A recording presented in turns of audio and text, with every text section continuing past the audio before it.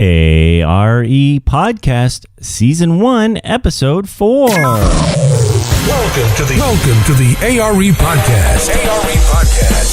Where it's all about encouraging and inspiring you today so you can fulfill your dream of becoming a licensed architect tomorrow. And now your host, David Doucette. Hello, and welcome to another episode of the ARE Podcast, Season 1, Episode 4. In this episode, I'm joined once again by my co-host, Eric Corey-Freed. Eric, how are you? I'm great. And you're staying put in Oregon, it seems to be, for the time being. Yeah, well, if you stay in Oregon too long, you develop moss on your feet, and you really can't go anywhere. And today we are going to be talking about 5 key concepts for successful client relationships. So if you are dealing with clients as part of your duties at your firm, or you're dealing with clients as duties in your own firm, this is the episode for you.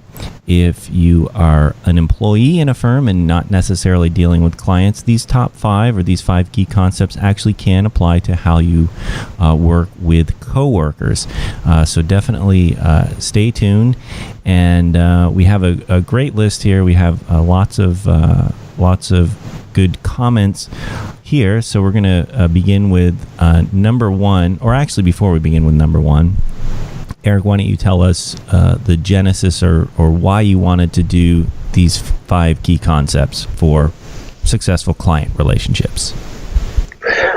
When I think back over what I've experienced in my career, how I've grown as an architect, yes, of course, there's the growth of you as a designer, but I think also there's also this idea of your growth in terms of how you work with clients, how you deal with clients, how you handle clients. And all of my architect friends, no matter what age they are, they all of course have a client horror stories, but I always like to ask them about, what are your client success stories? What do those relationships look like? Because then you hear some incredible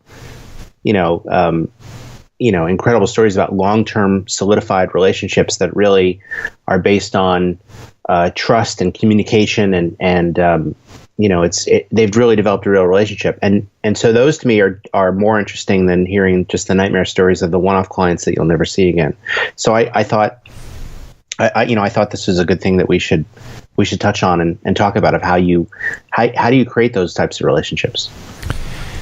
And let's jump in then with number 1. A good client relationship is about trust. So trust is the number 1 key concept here. It sounds simple enough, but it can be hard to actually do this, as in any relationship, right? Trusting someone, especially in a new client relationship, or in a client relationship that maybe has been going on for a while, and maybe the client has done something that has made us question the trust, and then that might affect the relationship from here on out. So how do we talk about trust in the relationship? Well, trust is an odd thing. That the reason this is number 1 is because this is the most important aspect of any relationship. You guys can miscommunicate. You can disagree. You can argue. And if you have trust, those things don't matter. They just become part of the process. I mean, I have great examples of clients in the past where we fought like cats and dogs, but we trusted each other, and that was okay. So the reason trust is number 1 is because without it, there is no relationship.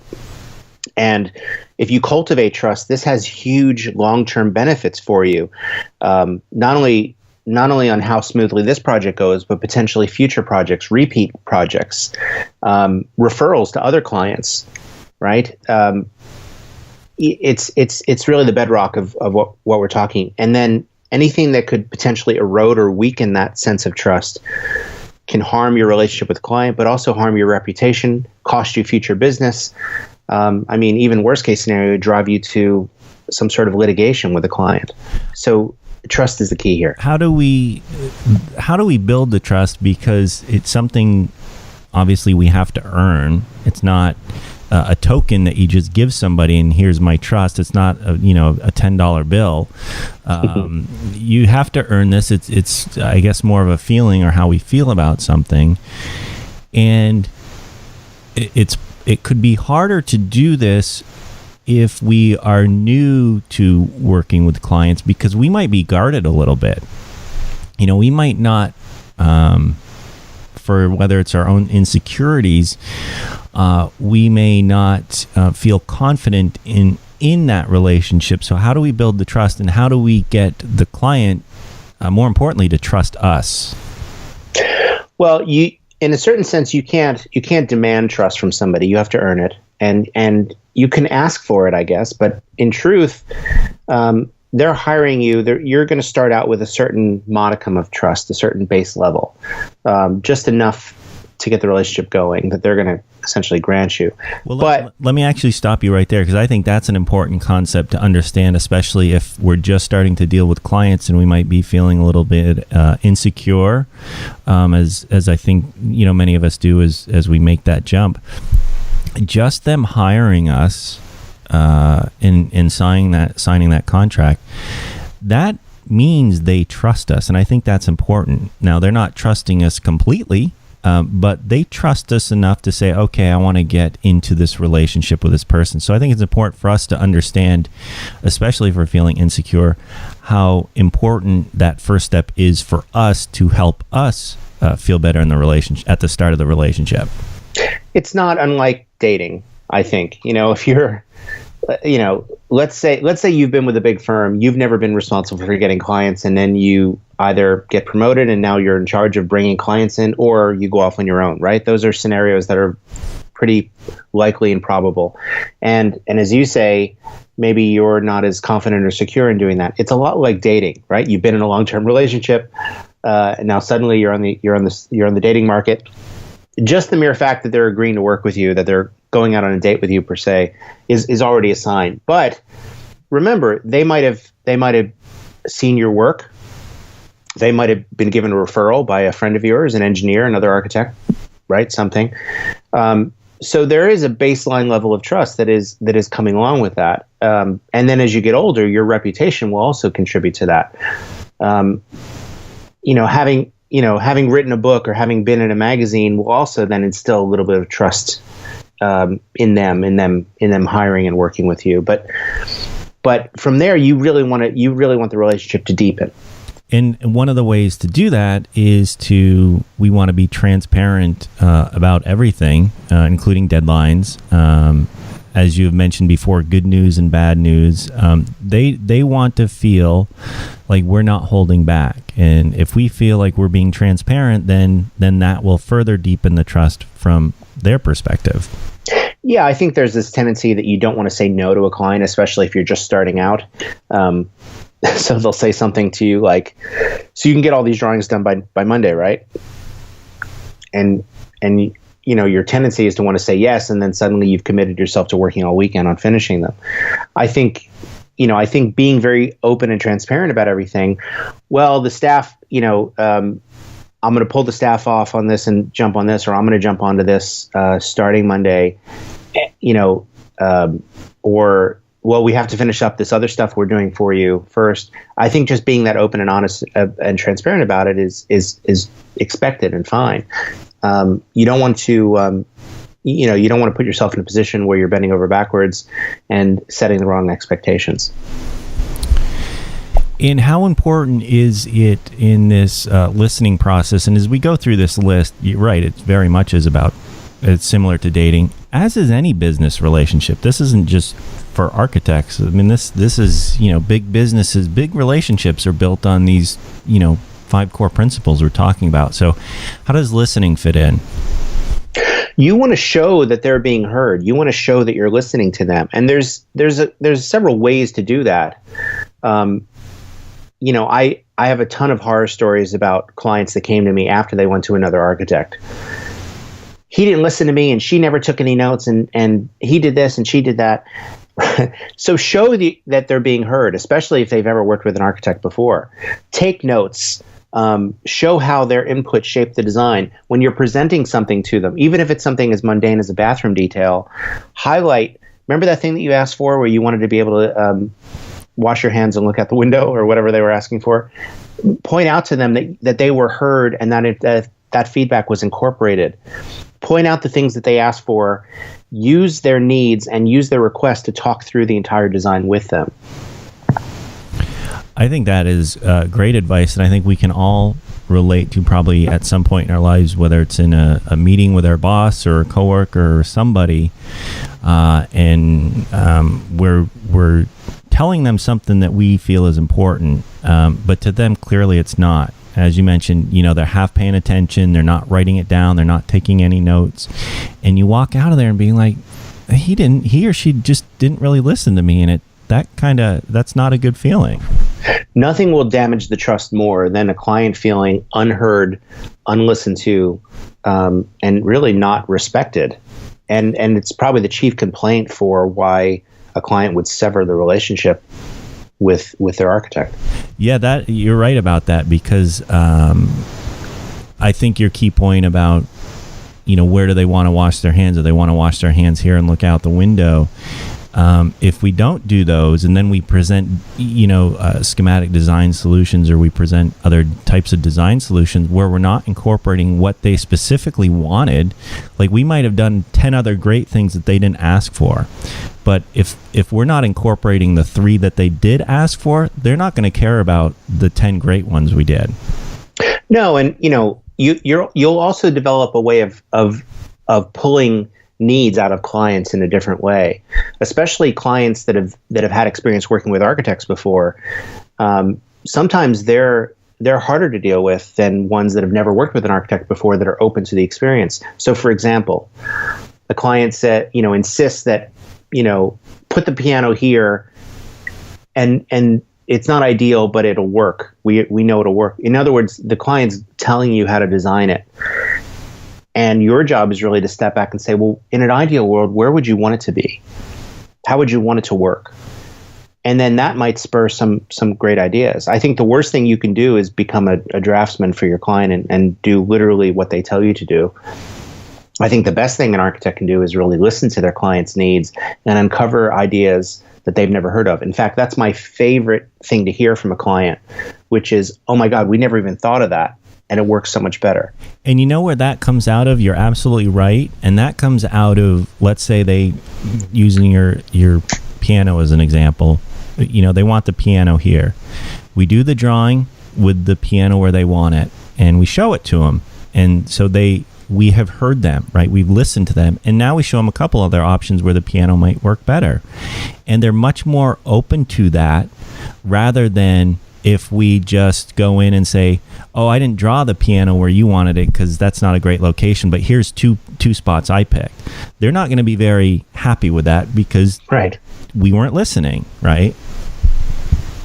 Yeah, I mean, when I was doing a lot of remodels for residential, what I ended up doing all the time was I would end up drawing 3 schemes. Scheme number 1 was always exactly what they asked for, to show them that I heard them and I listened to them and I did what they told me to do, right? We're going to open up a window here. We're going to do that. We're going to do that. So scheme number 1 was always that. Scheme number 2 was always, here's what I really heard and listened to you and I think you really want. And then scheme number 3 was always this kind of hybrid. I called it a Chinese menu because it was like a little bit from column A and a little bit from column B. And, almost as a safety. But invariably, they always ended up picking number 2, the scheme that went well beyond their expectations, the one they weren't expecting. But the only reason they would even entertain that was that I had scheme number 1 showing that, look, I did everything you said. This is already drawn up. It's already here. We can always go back to this. But what if?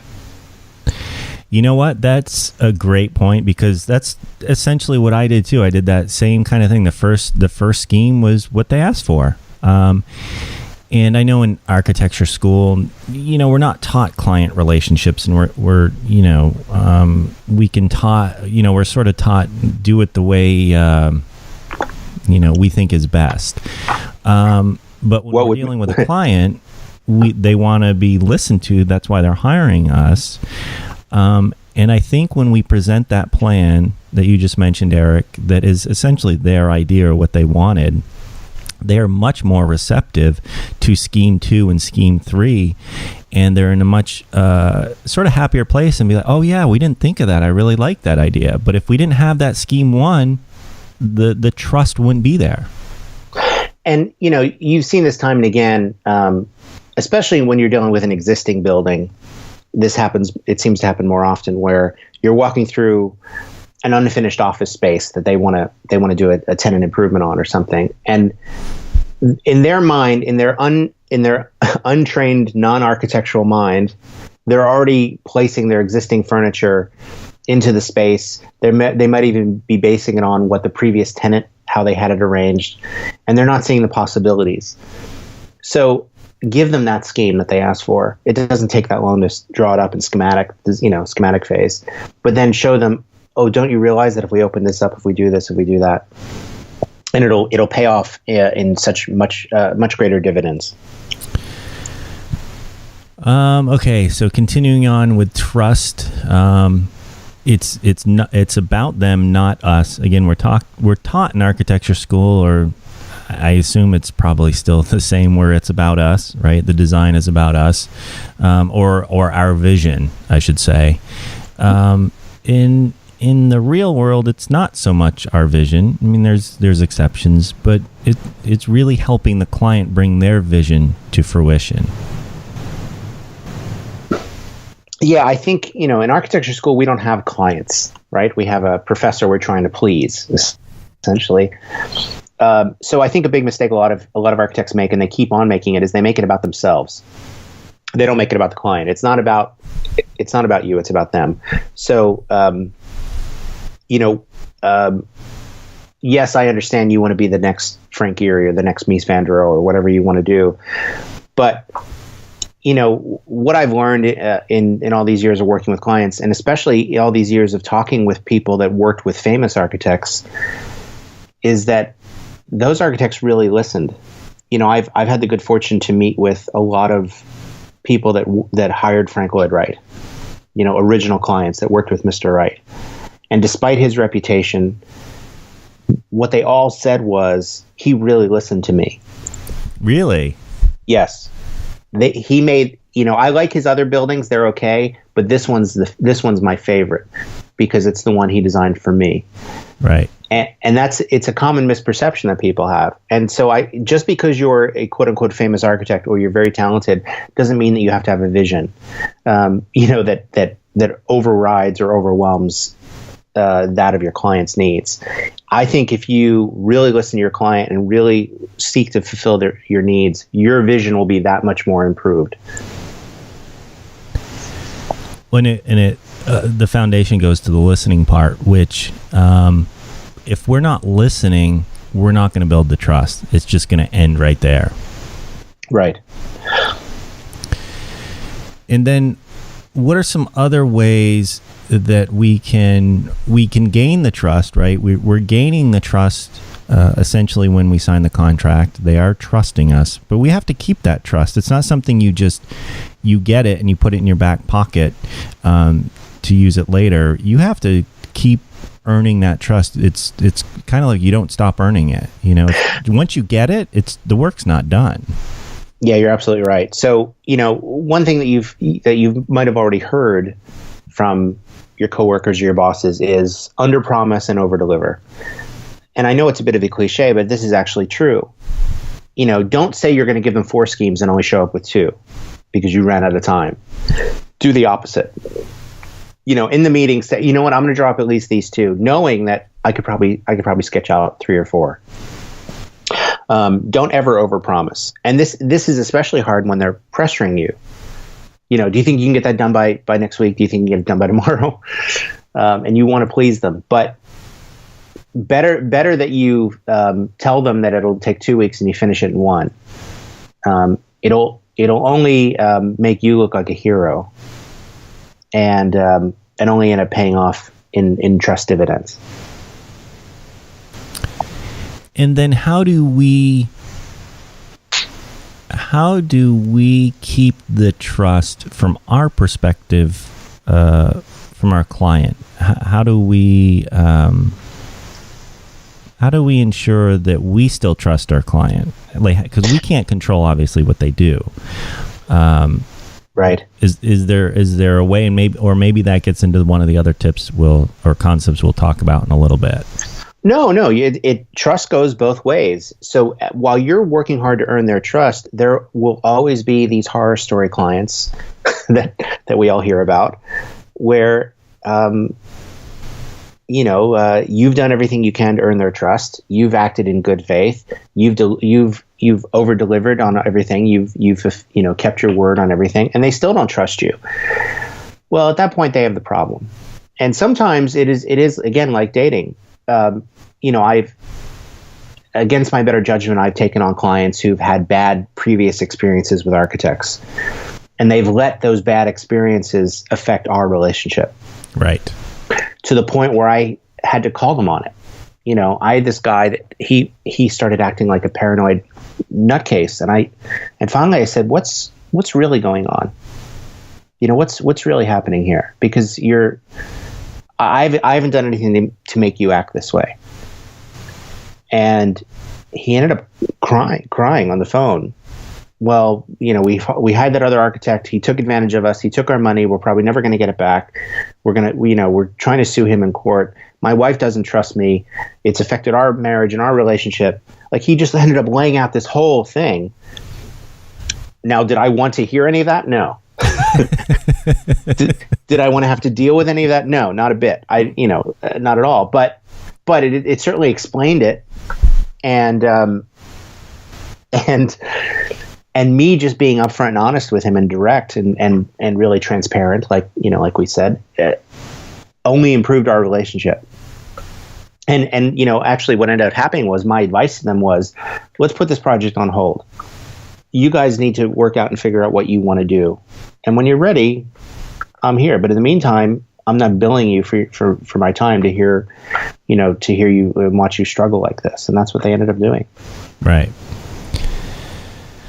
Okay, so that's trust. That was number one. That was a lot on number one. That was a lot on number one. But as you mentioned at the beginning, that's the most important one. Without trust, if you don't have number one, these other four don't matter. Yes. Yeah. It is the bedrock, as I said, and it's funny because I actually have I don't know if you have this. I have a list of warning signs that if when I'm meeting a potential client for the first time and they say any of these things, I immediately pull the ripcord and and try to bow out of it and refer them to somebody else. Give me an example. If they number one is, if they use the word lawsuit in our first meeting, I'm done. I'm out. If they, if they're talking to me and they use the word lawsuit in whatever context, I go, okay, well, nice meeting you. I'm not available for this job, but I have someone I can refer you to. And another kind of one to be watch out for is we hired an architect and fired him or her. Yes, absolutely. We had an architect and they're especially if they're bad mouthing that architect. Right. The truth is, if you're working in a specialty, like let's say you only do schools or you only do houses or you only do offices, and if you're working in a city, you probably know this architect or at the very least have friends that work with them. So the client bad-mouthing them to you, immediately makes me think, well, shit, that could be me that they're bad-mouthing. Yeah, if it doesn't go, the way it's supposed to go.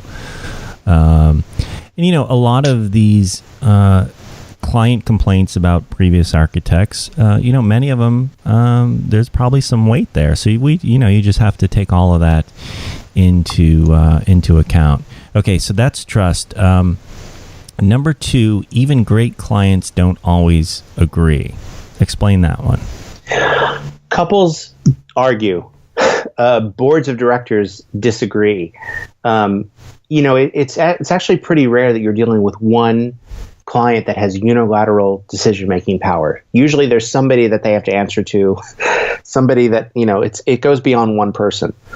Even if you're working with a developer client and you have a main point of contact that's their construction manager, and they're the one you're dealing with on all the millions of decisions you need to make together, they still have to answer to their boss, and oftentimes that boss will disagree with something that they've done, and that's okay, right? Even great clients don't always agree, and sometimes it takes a few schemes or iterations to get that out, and sometimes your job will be that of a marriage counselor, or certainly feel that way, and that's okay too.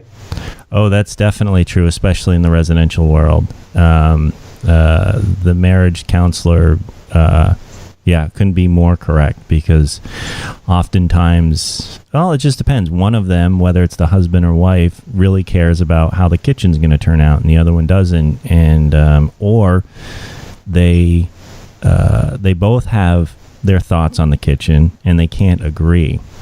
What I've done in the past is, usually when something we're a couple, they're both very involved in the process and they both have their own opinions, and oftentimes they differ with each other. What I have done is let them figure out kind of what room is most important to them and let them do their thing, rather than have both of them compromise throughout the house, and then the house is just a series of compromises, and that's not going to make anyone happy. Yeah, that's a perfect example. So, okay, honey, you'll be in charge of the living room. You can make any decision you want, and I'll be in charge of this office, and I'll make any decision I want. And so they each have their own space, and then the rest of it, they'll work out. All right, let's move to number 3. Your process may not be their process. So this is a great one. You might have the perfect way of filling out your FF&E, your fixtures, furnishings, and equipment, right? Or selecting sinks. You might have a perfect process of how you're gonna ask them to, give me 5 adjectives to describe your kitchen sink, and I'll pre-select 3 for you to choose from. You might have this whole dream in your head of how things are supposed to go swimmingly, and clients sometimes don't want to do that. Sometimes clients want to argue about something. Sometimes they want to see every option available. Sometimes they want to sit on something until they've picked everything else out. And sometimes they just drag their feet on something that they, that's really important to them, like that conference room table. That's usually one that, is a sticking point. And so you need to learn just to be flexible, right? You may have a certain way of doing things that's different from theirs, but they're the client. All clients are unique, and you need to know when to do this. Yeah, and in fact, we could call this one, instead of your process may not be their process, just call it be flexible. That, because at the core of this principle or concept, it's being flexible. And in and of that, we recognize people do things differently, and like you said, each person does things differently. So every client you have or we have, everyone is unique. It's like a snowflake. You can't just adapt, necessarily bring in this, okay, this is the way we do it, this is how it's going to be done. You have to figure out, you have to read your client.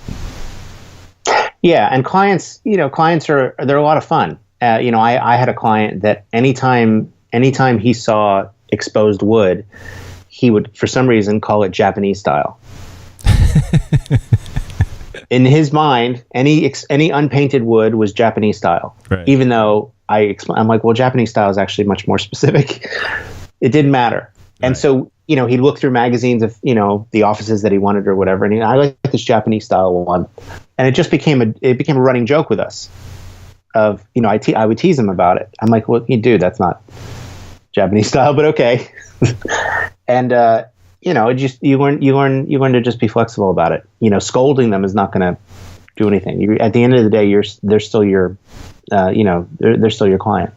No, and to your point, if we are not flexible, then that is going to affect what we talked about at the beginning of this show, is trust. So if we show the client we're not flexible, then that's going to erode the trust that we have previously built up with them.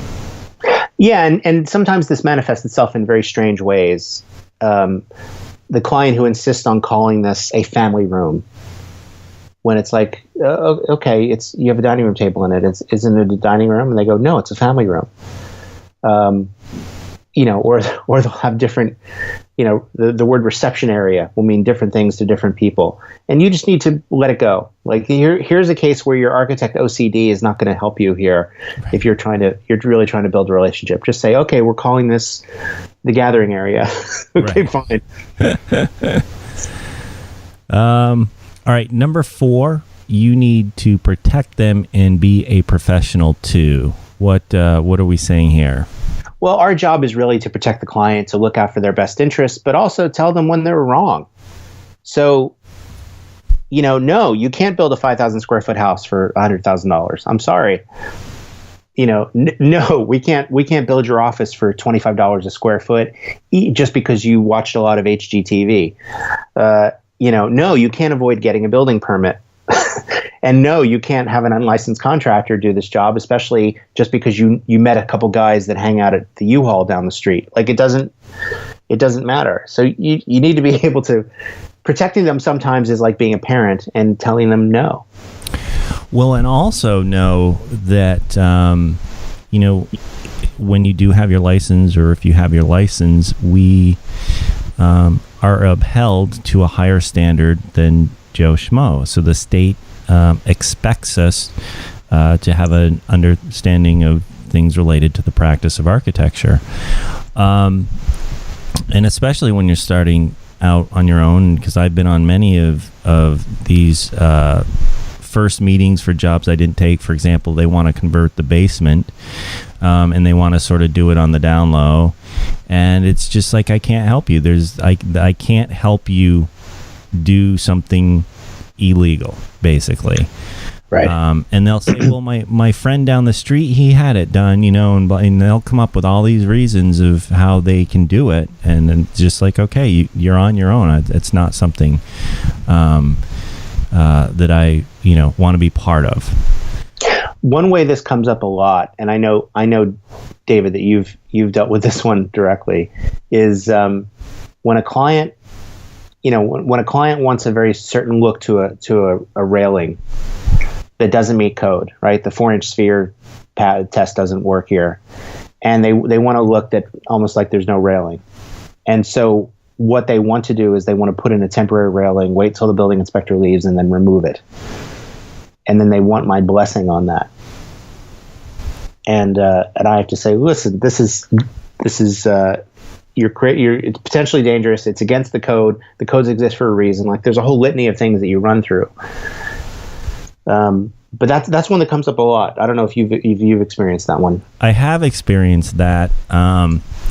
The solution has been, because it has to pass inspection. It has to pass final inspection from the building official. The solution has been to install plexiglass, basically, and that is what everybody signs off on. And then if they choose to remove it later, that's their own doing. Right. Yeah, because remember, if they remove it later and somebody, heaven forbid, gets hurt, if you signed off on that in any way with a detail or a comment or a letter, right? It's your liability then. Exactly. All right. So then, actually, why we're still on number 4, just one thing I thought of is you'll get this, especially if you're good.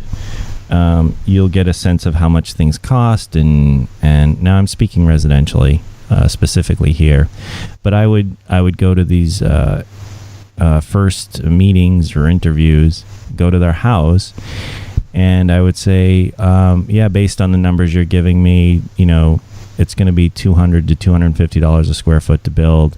You're looking at about this just to even begin thinking about it. Let's say you're looking at $400,000 just to even start this process. And they'd be like, well, 3 other architects told us we could do it for $275 that we just met with. And I said, you can't. I said, they're wrong. But this is, and I would explain to them why and sort of the process. And oftentimes I wouldn't hear from them again, and sometimes I would. But to me, it was more important to just have that conversation right then at the first meeting, because I'm not taking a job that they think they can do for $275,000, which I know they can't do for less than $4 million. There's no reason for me to even be part of that. Yeah, it's just gonna lead to stress and headaches later, and you're gonna end up spending a lot of time doing things that probably won't get built. All right, and then number 5, our final one. So number 1 was trust. Number 2 was even great clients don't always agree. Number 3 was be flexible, or your process may not be their process. Number 4, you need to protect them and be a professional too. Which, before we jump to number 5, I just thought of this. It's in the AIA contracts. It's also in various states' sort of bylaws about the practice of architecture, depending on what they have. But we are, specifically to the AIA contracts, we are licensed professionals. We have a duty to the client. But as an example, when we are determining whether the work that the contractor is doing in the field conforms to the contract documents, we have a duty to be fair to both the contractor and the client when we're making that determination. Just because our contract is with the client, just because we're looking out for the client's interests, we still have to be fair to the contractor as essentially a professional courtesy or a professional standard of care, basically. Yeah, perfect example. Think of a change order, right? And I'm sure you've like me, you've been in situations where the client says, "Come on, screw that contractor," or something like that, to that effect. Of, "I thought you were on my side," and you're like, "No, this is the actual work they did. This is the labor they did. This is the materials and the time they spent. This is fair." Right, and you know what? That all will come from the trust, because the client may get mad for a bit. Right? They may get upset with us, but if that foundation of trust is there, they'll come back in a few days and realize it, or they'll come around. They just may not like our answer. Yes, exactly. And I think there's a respect there as well, right? That we are, we're operating with a standard of care, which is what we should be doing. All right, number 5, the relationship shouldn't end when the project ends. What is that one about? Even if you're designing what seems like a one-off project, you're designing a house or an addition for somebody, and you think, okay, they're probably never going to hire an architect again in their life. The relationship shouldn't end just because the project does. Some of my closest friends are past clients. Because you've done all this work to develop trust, because you hung out with them and hung out with their families and their kids, and you've gone to you've been over for dinner, and you've worked closely with them, and you've watched them fight and then make up and then agree. That's a great relationship. That's the foundations for a great friendship. And so simply because it ends doesn't, the project ends doesn't mean your relationship should. And so stay in touch. Clients also have an incredible thing going on in that, as they get older, they also get more connections and more wealth and more power and more friends too. And so the best referrals are going to come from past clients that were happy with you, that you've stayed in touch with. But even more to the point, here you've developed a relationship with someone who's seen you at your best. They've seen you in action. They've seen you design and present and solve problems in unique and creative ways. If that's not the making for a great lifelong friendship, I don't know what is. And what, oh crap, I forgot what I was going to say. I'm going to have to cut this out. What is this? Hold on. Just be quiet for a second. Let that.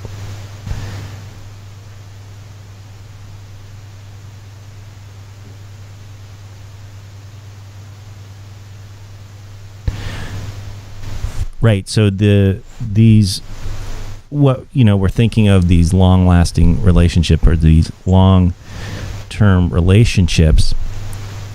Residentially speaking, most architects are hired, and you may actually have a stat on this, by word of mouth. Most of them are going to hire based on their friend's recommendation, not just go do a Google search. Do you have any statistics on that? I don't have any hard statistics. The AIA has done a few, but it also varies based on project type. Because obviously, if you're dealing with an RFP or RFQ situation, there's a case where referrals aren't officially the reason why you were selected, but they certainly play into maybe how you're shortlisted. And then in the interview. I was just thinking specifically in the residential world. Oh, in residential, it's got to be, anecdotally, it feels like it's 80%, right? I would say at least, back when I was doing a lot of residential work, I think all of my work was a referral of some way, shape, or form, whether it was from a previous client or a contractor or somebody. I don't know if I got anybody who I actually met with, finding me from Google, because it's that relationship. And they're better clients, by the way. If they're already friends with past clients or past friends of yours, those are always already better clients, and already your trust level starting at much higher. I just remembered this one guy who called me up.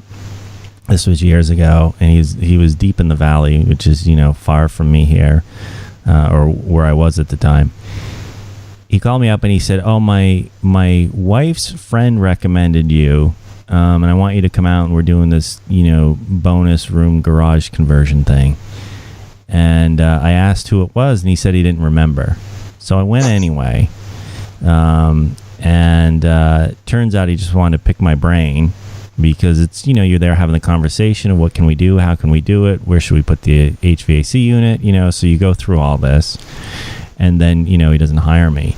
But I knew at some point during that I was like being played, and it is what it is, because he didn't want to pay my fee. Once I told him the fee, I could tell, Right. But yeah. But on the other hand, I did an addition, a residential addition for a friend. His name is Chris. At the time, he was married. He's not married anymore, which happens. 10 years later, calls me again to design a whole house, this time with the new wife. And that's a funny first meeting, right? You're in there. "Oh, Chris, I know you really well. You, madam, I don't really know you well. Tell me about yourself." Right? That's a great long-term relationship and a great long-term referral. So from a sales perspective, and what, like a Glengarry Glen Ross type of salesperson would do, did you then call his ex-wife and see if she needed any architectural services? No, but this is actually true. She called me right around the time that we were working on the second house to say that she was fighting him in divorce court, and they were trying to get it finalized. And she asked me for copies of all the invoices. Oh my God. Which I supplied to her because she was the client too, and there was no reason not to. Right. Oh, that's funny. But that was an awkward situation, It was an awkward situation. But yeah, that's what happens. See, but that would have been a good time to ask her if she needed any architectural services. That's true. Yeah. Well, she was a little vulnerable at that point, so I kind of went easy on her. Yeah. Well, the normal sales, which architects are not good salespeople. Myself included. That's its own sort of thing. Do you want to talk about a couple of client warning signs just for fun? Yeah. So I have this weird list that I've added to over the years, and I've even asked architect friends to contribute to it over time. But These are my warning signs that if I hear this, if I see or witness this in the first meeting, I'm automatically going to disqualify this potential client. Right. One is lawsuit. What else? Yeah, if they use the word lawsuit. Second, if they want to control the entire construction process through this impossibly rushed schedule. And usually it starts out innocently enough, like, do you think we could be done so we have Christmas dinner here? Right. Or Thanksgiving dinner. It's usually a holiday that ends up, and then you say, well, no, because it's May, and we still haven't drawn anything. We haven't got permits. Which, by the way, just as a word to the wise, if you're working in the residential world, you will soon find out that you'll go to these meetings and the wife is pregnant and due in 5 months and they need an addition. That's going to be, and you're going to have to break it to them that's not going to happen. Yeah, that is a common one. Yeah, we're doing 20 weeks. Right. Yeah, no way. What else is on your list? If I see them be verbally abusive to their staff, their spouse, their children in that first meeting. Now, it's okay to do it in later meetings because everybody has a bad day, I guess. Right. But if they're doing this in the first meeting where they know that they're giving a first impression and I'm giving a first impression and they still do it, that to me is like, yikes. That's a big warning sign. It is, and it's much like I see it further down on your list, so I'll save it. So go ahead. Number 4. Number 4 is if they already had an architect that they fired. Now, if they only had one architect they fired, there are circumstances that I'll listen to, but generally speaking, I'm probably out. But if they say that if they had more than one architect and they say something like, "You're the 4th architect now," it's like, I'm done. No way. Right. I'm not going to touch this with a 10-foot T-square. If you know what I mean. What's next?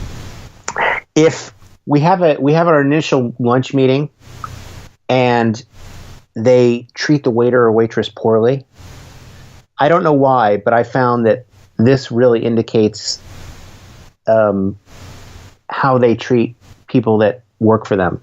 So if they treat the waiter or waitress poorly, my immediate thought is, I'm in the service industry too, right? They're clients of mine. I'm waiting on them just like the waiter is. And I could easily just be as abused, and that immediately turns me off. And that's what I was just going to say a couple points earlier. I think this is key, actually, and it's clearly or not clearly. It's a great dating technique as well.